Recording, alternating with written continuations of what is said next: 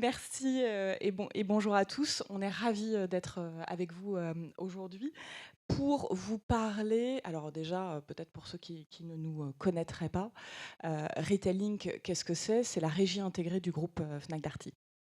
Et chez Fnac Darty, on a une conviction forte, qui est le pouvoir de la prescription. La prescription, elle est positionnée notamment par le vendeur au sein de nos enseignes. Mais ce n'est pas le seul aujourd'hui, la seule manière en fait de pouvoir incarner en fait la prescription au sein de la distribution. Et le retail média, c'en est vraiment aujourd'hui un nouveau catalyseur, une nouvelle manière entre guillemets de pouvoir accompagner en fait la prescription au sein de nos enseignes. Et c'est le sujet qu'on va aborder aujourd'hui, qu'on voulait aborder avec vous, avec Mehdi Yousfi, qui est du coup directeur marketing de la marque Bose, et sur un cas concret qui est le lancement. Alors si à un moment donné les slides veulent bien afficher, parce que pour le coup rien ne s'affiche.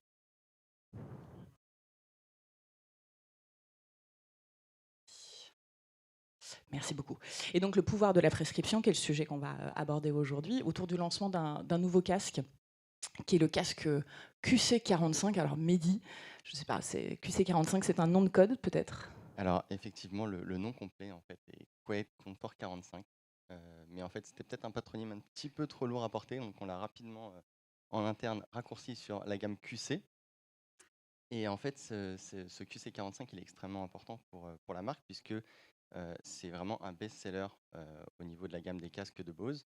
Et c'est lui qui a apporté vraiment, qui a démocratisé la partie réduction de bruit.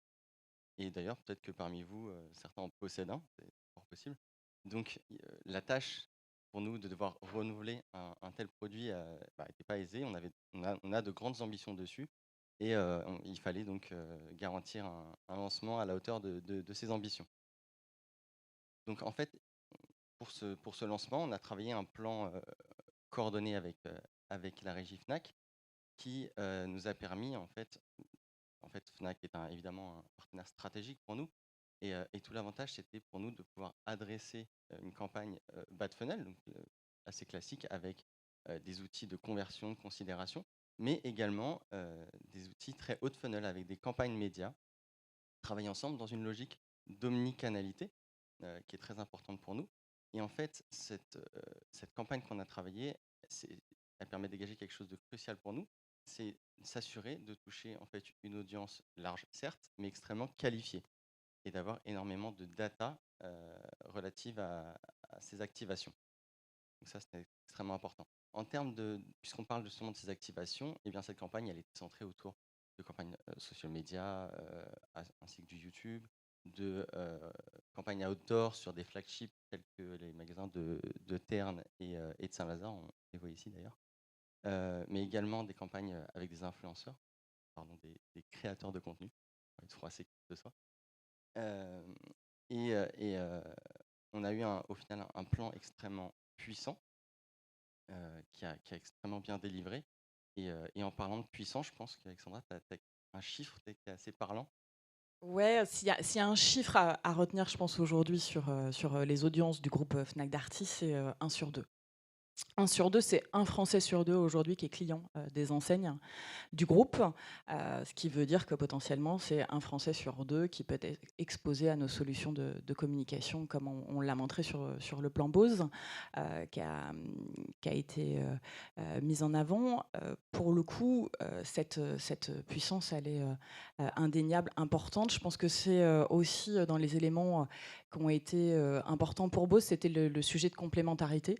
Complémentarité de ces audiences, on le verra en termes d'association, parce qu'on ne travaille pas totalement le retail de la même manière qu'on travaille sur des médias traditionnels. Il y a des valeurs de marque auxquelles on peut s'associer qui sont intéressantes, on va y revenir, mais aussi complémentaires par rapport à la notion d'exclusivité de ces audiences. S'il y a une valeur d'exemple, par exemple sur la partie digitale, on a un quart de nos audiences aujourd'hui qui ne consultent jamais des sites de news. Donc ça, je pense que c'est qui vont jamais sur Le Figaro, Le Monde ou Les Échos, ce qui en fait pour le coup voilà, des audiences intéressantes à s'associer à un plan média traditionnel pour le coup dans le cadre de Bose. Après, la puissance, c'était pas le seul élément Mehdi que tu souhaitais challenger. Tu voulais également, et tu en as un petit peu parlé, on le verra, positionner ce produit comme un produit iconique. C'est vraiment l'une des références sur son segment d'activité. Et donc, voilà, comment est-ce que tu voulais travailler cette partie-là?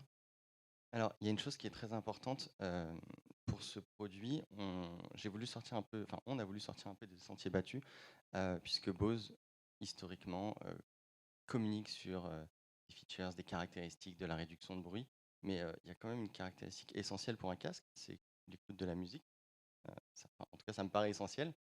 Et on a voulu se focaliser sur l'usage et comment justement mettre en avant cet aspect musique, cette partie signature sonore, en plus de la qualité de réduction de bruit que tout le monde connaît.